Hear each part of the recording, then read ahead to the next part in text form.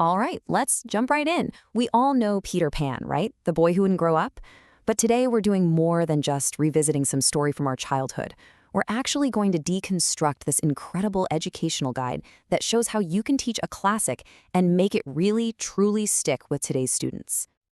And that really gets to the heart of the problem, doesn't it? How in the world do you take a story from a totally different time and make it feel urgent and important and just plain cool to kids who grew up with smartphones and TikTok? It's a huge question for pretty much every teacher and parent out there. Well, it turns out this school has a plan. Our source material for this whole deep dive is this English literature booklet from Seven Pillars International School.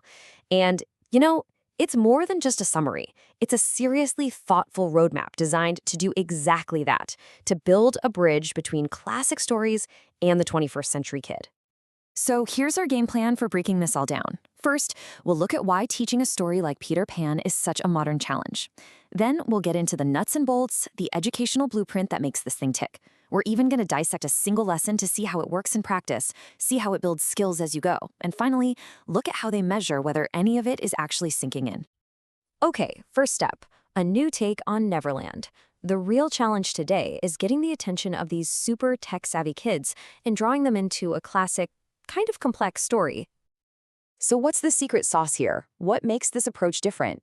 Let's dig into the educational blueprint to see why it really works. The whole thing is built on a super solid foundation. It's aligned with the Cambridge framework. Now, what that means is this isn't just a random collection of fun worksheets. No, this is a serious, structured curriculum that is all about project-based learning, and this is the most important part, developing real critical thinking skills.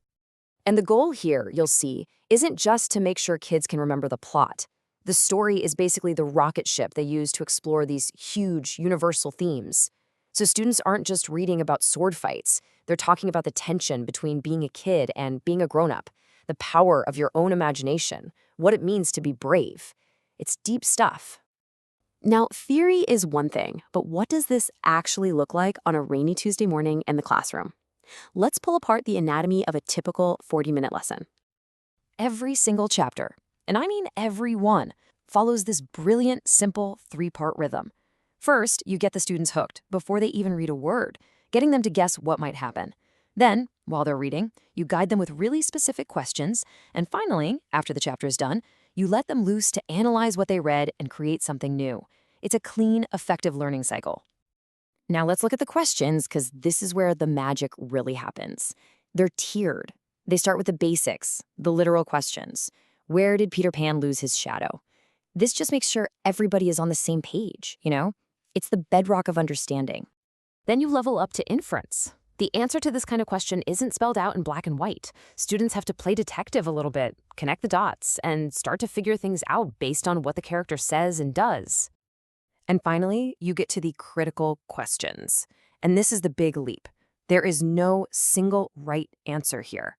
This is all about pushing students to think for themselves, to debate the morality of the story, and to form their own defendable opinions. This is where real critical thinking is born. But this guide isn't just about old-school book reports. It very deliberately yanks the story right into the digital world where these kids live and breathe every single day. And just look how they integrate technology. Students aren't just writing an essay. They're making posters in Canva, or diagrams in Google Drawings, or even building their own comic strips in Pixton. The guide even suggests using ChatGPT as a brainstorming partner. It's all about using modern tools they already know to express their ideas. And this whole curriculum is designed to evolve. It's not static. It carefully moves students along a path, starting with just enjoying the adventure and building them up, bit by bit, to doing some pretty sophisticated character analysis. For instance, in some of the later activities, students are asked to do a direct comparison of Peter Pan and Captain Hook. They have to pull out specific traits and motivations, moving way beyond just good guy versus bad guy to really understand the why behind their actions. Okay, so this all sounds amazing, but for any teacher watching, the real bottom line question is assessment. How do you actually know if the students are getting it? How do you measure the magic? The booklet has a very clear, very structured answer for that. There are two main summative assessments built right in, one after Chapter 3 and another after Chapter 6. Think of them as major checkpoints to gauge how much the students have absorbed. And just look at how clear this grading rubric is. There's no mystery here. A student knows exactly what excellent work looks like. It's broken down into simple categories. Did you get the story? Do you understand the big ideas? Was your project creative? And did you use the new vocabulary? It's totally transparent, it's objective, and it really empowers the students to know what the target is. And that kind of leaves us with this big final thought. This Peter Pan guide, it does so much more than just teach a story.